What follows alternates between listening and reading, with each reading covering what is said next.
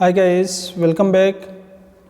This is Dr. Sandeep Tiwari and I welcome to you to online classes.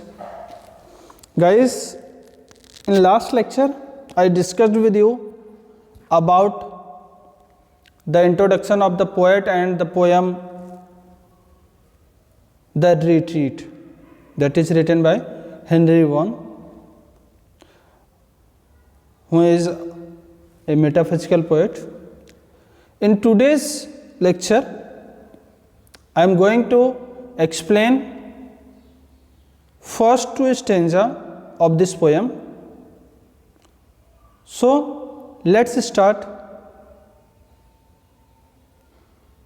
Happy those early days when I shined in my angel infancy. Before I understood this place, appointed for my second race, or taught my soul to fancy aught but a white celestial thought, when yet I had not walked above a mile or two from my first love. देखिए बच्चों, lines के नीचे हमने word meanings भी दिया है ताकि आपको पढ़ने में थोड़ा सा इजी रहे, इजीली समझ में आ जाए कि पोएम में क्या है और इन लाइंस का या इन वर्ड्स का क्या मीन निकलता है। तो देखिए वर्ड मीनिंग से एक बार देख लें। फर्स्ट लाइन में जो अर्ली डेज है इट मीन्स चाइल्डहुड डेज की बात कर रहा है। जैसा कि मैंने आपको स्टार्टिंग में बता दिया था, रिट्रीट का मतलब हो गया गो बैक, और इंट्रोडक्शन में आपने पढ़ा था कि जो पोएट है हेनरी वॉन वो अपने चाइल्डहुड डेज से कुछ ज़्यादा ही प्रभावित है और वापस से वो चाइल्डहुड डेज की तरफ ही जाना चाहता है, क्योंकि वो एक सिनलेस स्टेट था, वो एक दोष रहित पाप रहित अवस्था थी। तो यहाँ early days means childhood days. Second line में शाइन का मतलब हो गया यूज टू शाइन, चमकना। एंजल इन्फेंसी मतलब हो गया like an innocent angel. I understood मतलब I did not know. This place, this place का मतलब हो गया अर्थ की बात की जा रही है, अर्थली वर्ड। अपॉइंटेड मतलब गिवेन या डेस्टाइंड मतलब जो हमारे भाग्य में निर्धारित किया गया है। सेकेंड रेस मतलब सेकेंड लाइफ, फर्स्ट लाइफ तो हेवन में और सेकेंड लाइफ धरती पर, अर्थ पर। और taught my soul fancy aught, fancy मतलब इमेजिन, कल्पना करना, ऑट मतलब एनीथिंग, बट मतलब एक्सपेक्ट मतलब के सिवाय, एक्सेप्ट मतलब एक्सेप्ट मतलब होता है के सिवाय। ए वाइट मतलब सिनलेस, सेलेस्टियल मतलब होता है हेवनली, और फर्स्ट लव यहाँ किसके लिए है, हेवन या गॉड के लिए। तो चलिए देखते हैं क्या है।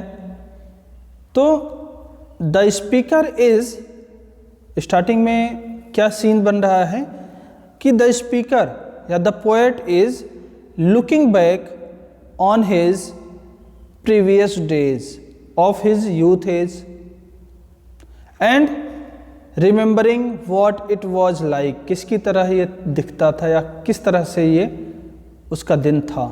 मतलब द पोएट और the speaker is looking back towards his previous life या previous stage of his life.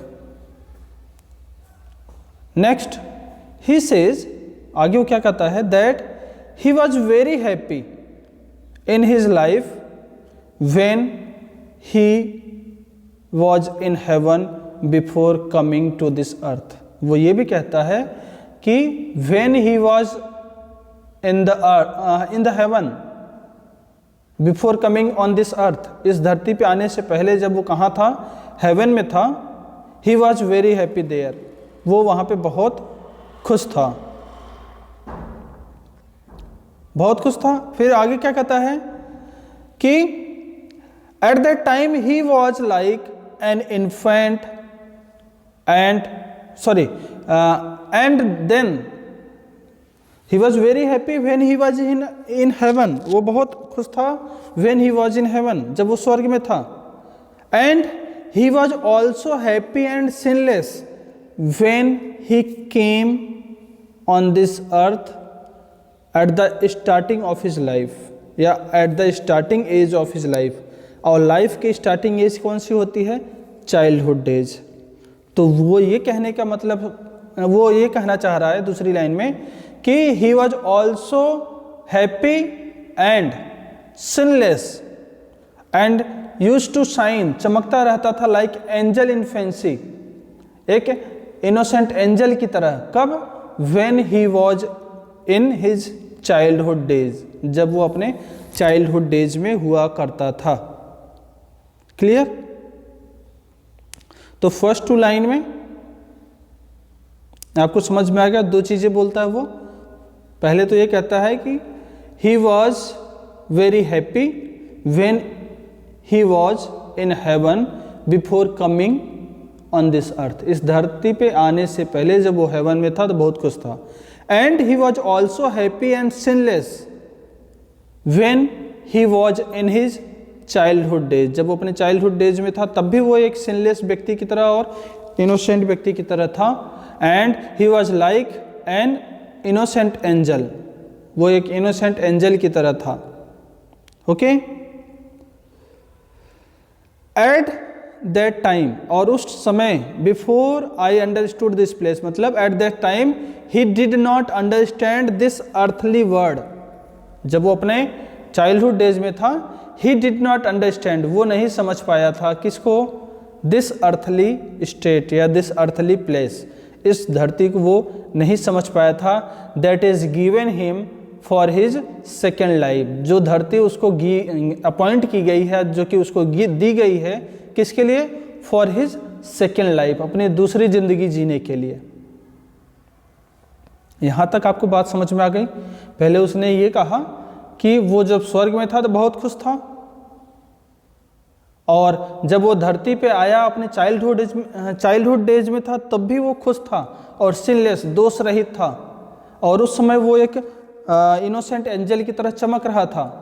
और चाइल्डहुड डेज में वो बिल्कुल नहीं समझ पाया था, ही did not understand this earthly world, वो इस सांसारिक दुनिया को बिल्कुल भी नहीं समझ पाया था, और इस सांसारिक दुनिया को बिल्कुल नहीं समझ पाया था, जो दुनिया उसको उसकी ज़िंदगी या दूसरी ज़िंदगी के लिए अपॉइंट की गई थी या डिस्टाइंड की गई थी। समझ में आ गया बच्चों? आगे देखिए। और taught my soul to fancy aught but a white celestial thought, कहता है कि उस समय, कब? इन हिज चाइल्डहुड डेज, अपने बचपन के दिन में, he had only the thoughts of heaven, लिखा है ना, thought my soul to fancy ought but a white celestial thought, celestial मतलब heavenly, heavenly मतलब स्वर्गीय, स्वर्ग के थॉट को ही वो सोचता था। तो बोलता है at that time when he was in his childhood days he had only the thoughts of heaven and the happy life there in his very early days, मतलब when he was in his childhood days he has only the thought of heaven and about his happy life, उसके पास यही thoughts हुआ करते थे जब वो अपने बचपन में था, क्योंकि देश दुनिया से उसको कोई लेना देना नहीं था, तो वो स्वर्ग और अपने खुशनुमा जिंदगी के बारे में ही थॉट्स रखता था। एट दिस टाइम, मतलब कब? In his childhood days. At this time he always felt, वो हमेशा ये सोचता था, क्या सोचता था? That he was not far of his original home heaven, लिखा है ना, when yet I had not walked above a mile or two from my first love, my first love मतलब हेवन या गॉड। वो कहता है when he was in childhood days, जब वो अपने चाइल्डहुड डेज में हुआ करता था, ही ऑलवेज फेल्ट, वो हमेशा ये सोचता था कि he was not far of his original home heaven, अपने होम से, अपने हेवन से ज़्यादा दूर वो नहीं है। He says he was hardly a mile और 2 माइल अवे फ्रॉम हेवन, वो ये सोचता था वो हेवन से 1 माइल और 2 माइल ही दूर है। तो आपको ये बात समझ में आ गई होगी इसकी लाइंस, ये शुरू की जो कुछ लाइंस थी। आई होप ये क्लियर हो गया होगा। तो चलिए एक बार मैं जल्दी से उसको वापस से रिकॉल कर देता हूँ, आप इजीली समझ जाएंगे कि पोएट ये कहता है कि जब वो स्वर्ग में था, धरती पे आने से पहले जब वो स्वर्ग में था वो बहुत ज़्यादा खुश था, और वो जब धरती पे आया और जब अपने शुरुआती लाइफ को स्टार्ट किया, मतलब जब चाइल्डहुड डेज में आया, तो भी वो बहुत खुश था और एक सिनलेस व्यक्ति की तरह था, इनोसेंट व्यक्ति की तरह था। उस समय वो एक इनोसेंट एंजल की तरह चमकता था, और उस समय वो इस धरती को नहीं समझ पाया था या इस सांसारिक दुनिया को नहीं समझ पाया था जो उसको प्रोवाइड की गई थी उसकी दूसरी ज़िंदगी के लिए या ज़िंदगी जीने के लिए। और उस समय जब वो बचपन में रहा करता था तो अपने थॉट्स में केवल किसको लाया करता था? स्वर्ग को और हैप्पी लाइफ को। मतलब जब वो बचपन में था तो हमेशा अपने स्वर्ग, अपने खुशनुमा ज़िंदगी और स्वर्ग के बारे में ही सोचता था, और उस समय ये सोचता था कि वो स्वर्ग से ज़्यादा दूर नहीं गया है, मुश्किल से 1 या 2 मील ही वो स्वर्ग से दूर है। इतनी बात आपको समझ में आ गई? चलिए नेक्स्ट सेक्शन देखते हैं इसका।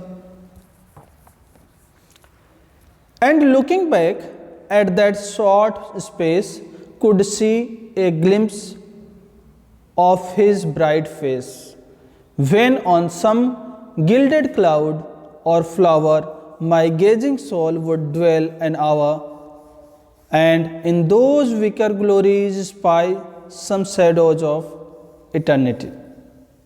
शॉर्ट स्पेस का मतलब हो गया लिटिल डिस्टेंस फ्रॉम हेवन। अब वो धरती पे आ गया है, और जब वो धरती पे अपने चाइल्डहुड डेज में था तो वो धरती से स्वर्ग के जो बीच की दूरी थी उसको शॉर्ट स्पेस बताता है, क्योंकि उसको इतना पता नहीं था कितनी दूरी है, तो उसको शॉर्ट स्पेस बताता है। और हिज यहाँ देखो कैपिटल यूज हुआ है, तो यहाँ गॉड के लिए है। ऑन सम गिल्डेड, ऑन का मतलब है यहाँ पे धरती, गिल्डेड मतलब गोल्डन कलर, ड्वेल मतलब गेज निहारना, घूरना, स्पाई मतलब सी देखना, शैडोज मतलब हिंट्स या ट्रेसेस संकेत, और एटर्निटी मतलब हेवन। तो इन अगली 6 लाइन्स में वो क्या कहता है पोएट कि in this section the poet says या the poet describes what his life was like before he strayed from home. मतलब कि जब वो अपने धरती से अपने घर हेवन से दूर जाता है तो उसकी ज़िंदगी कैसी थी उसके बारे में बात करता है। मतलब he further talks about the life that he was living in his childhood days. आगे वो उस लाइफ के बारे में बात करता है जो कि अपने बचपन में वो जी रहा होता है। ही सेज कहता है वो, ही वॉज हार्डली ए माइल और 2 mile away from heaven. Last line में पिछले स्टेंजा के हमने पढ़ा था कि ही सेज, वो क्या कहता है कि he was hardly A mile और 2 माइल अवे फ्रॉम हेवन। वो 1 या 2 मील ही दूर था अपने ओरिजिनल स्टेट या ओरिजिनल होम हेवन से। एंड दैट टाइम, कौन से टाइम में? When he was in his childhood days. And that time he could look back to his life in heaven. और उस समय जब वो कहाँ था? बचपन में था। He could look back to his life in heaven. वो अपनी ज़िंदगी जो कि उसने हेवन में जिया था उसको देख सकता था। And he could see God's bright face. वो भगवान के चमकते चेहरे को भी देख सकता है। एंड द हेवंस ब्राइटनेस, और हेवन के ब्राइटनेस को भी देख सकता है।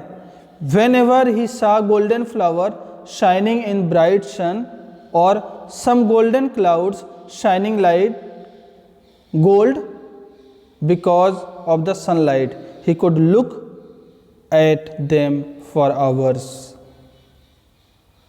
लिखा है ना, when on some gilded cloud or flower my gazing soul would dwell an hours। मतलब whenever he saw some golden flowers shining in bright sun, जब वो कोई गोल्डन फ्लावर देखता है, गोल्डन कलर का फ्लावर देखता है, दैट इज शाइनिंग, जो कि चमक रहा होता है, कहाँ?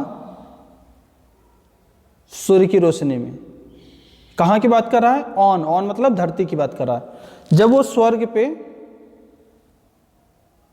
कोई गोल्डन कलर का फ्लावर देखता है सूर्य की रोशनी में चमकता हुआ, या कोई गोल्डन कलर का क्लाउड स्वर्ग धरती पर रहते हुए देखता है, सूर्य की रोशनी में चमकता हुआ, तो क्या होता है कि हिज सोल, उसकी जो आत्मा है ना, look at them for hours, उनको घंटों तक देखती रहती है। मतलब वो उनको देख करके वो स्वर्ग की यादों में खो जाता है, स्वर्ग की लाइफ के बारे में सोचने लग जाता है और घंटों तक उनको देखता रहता है। Although the flowers and the golden clouds were not as glorious as heaven, yet they had traces of divine glory. बोलता है कि ये जो गोल्डन फ्लावर्स हैं, जो क्लाउड्स हैं, they are not as great as heaven, वो हेवन की तरह इतने महान नहीं हैं, but they have some traces, some hints, some shadows of heaven. वो कुछ न कुछ हिंट्स या कुछ न कुछ ट्रेसेस, संकेत रखते हैं किसका? हेवन का। He could see in these things of earthly beauty a trace of heavenly beauty. In this way, इस तरह से he searches या he finds some traces या some hints of